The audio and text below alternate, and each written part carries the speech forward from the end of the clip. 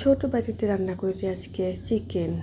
এত টেস্টি হয়েছে, মুখে বলে বোঝানো যাবে না যে কতটা টেস্টি হয়েছে। না খেলে কেউ বুঝতেই পারবে না যে এত সুন্দর খেতে হয়েছে। শুধু তোমরা দেখো আমি কিভাবে রান্না করছি এই রেসিপিটা চিকেন। শুধু দেখো, এই হচ্ছে বাটি, ছোট্ট একটা বাটি।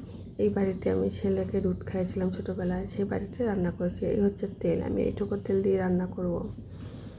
আলু কেটে নুন হলুদ মেখে রেখেছি, প্রথমে ধুয়ে নিয়েছি আর পেঁয়াজ কেটে কুচি কুচি করে রেখে দিয়েছি। চিকেনে দেব, চলো চিকেনটাও তোমাদের দেখিয়ে দিই। এই হচ্ছে চিকেন, দেখো চিকেনটা কতটা বড় আছে। এখানে 2 পিস চিকেন আর মাংসের তেল 1 পিস। এই দেখো চিকেনটা, আর এই হচ্ছে মশলা, চিকেনে মশলা দেব। আর এই তো দেখো তেল, আর এই হচ্ছে বাটি। দেখো বা তেল দেবো, বাটিটা গরম হয়ে গেছে। তেলটা দিয়ে একটু নাড়াচাড়া দিলাম। এই হচ্ছে আলু দিয়ে দিলাম তেলের মধ্যে, যেহেতু তেলটা গরম হয়ে গেছিলো। তো আলুটা দেখো যে দেখেছো কি সুন্দর ভাজা হচ্ছে, লাল লাল হয়ে আসছে প্রায়। তো আলুটাকে লাল লাল করে ভাজবো, ভাজা হয়ে গেলে নামিয়ে নেবো। দেখো আলু ভাজা হয়ে গেছে, তোমরা তো দেখেই বুঝতে পারছো যে আলু ভাজাটা দেখো কতটা সুন্দর হয়েছে। আর যে তেলটুকু ছিল সেই তেলটুকু বাকিটা দিয়ে দিলাম, দিয়ে এই যে লঙ্কা সাদা জিরা ফোড়ন দিয়ে দিলাম। আর এই যে এবার পেঁয়াজ কুচিটা দিয়ে দেবো। তা তোমরা বলো, আজকে তোমরা এই বছরে কোথায় কোথায় ঘুরতে গেছো, আর আজকে কী দিয়ে খাওয়া দাওয়া করলে। এবার আমি মশলাটাও দিয়ে দেব।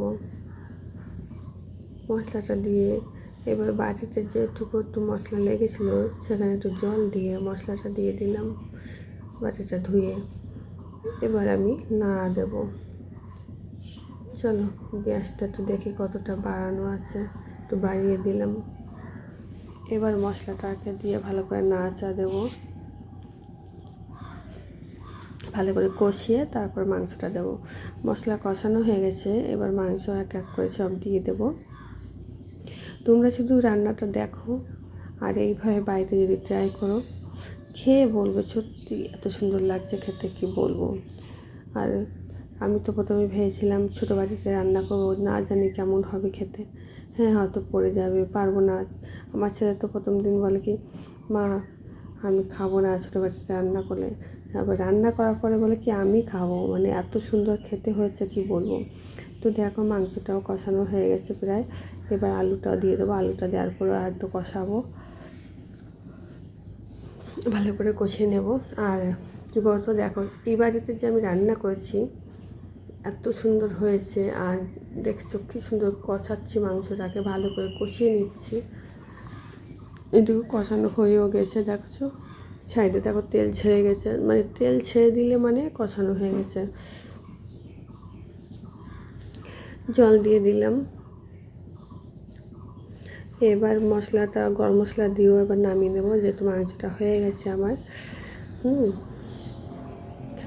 দেখো তোমরা এবার দেখে বলো যে মাংসটা কেমন হয়েছে, দেখে কি মনে হচ্ছে, টেস্টি হয়েছে না অসাধারণ হয়েছে, দারুণ হয়েছে খেতে।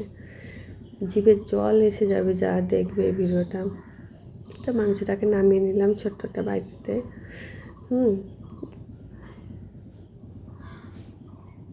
এবার ভিডিওটা কেমন হচ্ছে সবাই কমেন্ট করো, লাইক কমেন্ট শেয়ার করে দেবে।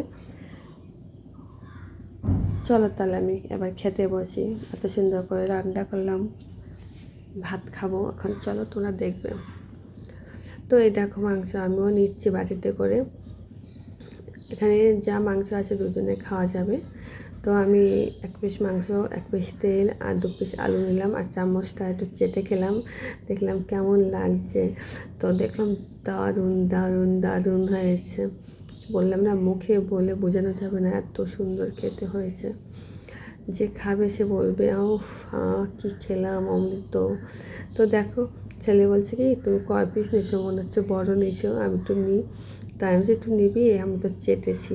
যখন চায়ের বলছে চেটে খেয়েছি তখন কী করছে, পট করে জল দিয়ে হাতটা ধুয়ে নিল। ও কারো মানে পাথেরটা খায় ঠিকই, কিন্তু কেন মুখের জিনিস চাটা চুটা জিনিস খায় না। কেউ যদি বোতল থেকে জল মুখ দিয়ে খায়, সেই জল খাবে না, এরকম। আমার ছেলে খেতে চায় না, খুব ভালো জিনিসটা। তো ভিডিওটা এখানে শেষ করছি, তোমরা সবাই ভালো থেকো আর আমার ভিডিওটা শেয়ার করে দিও সবাই।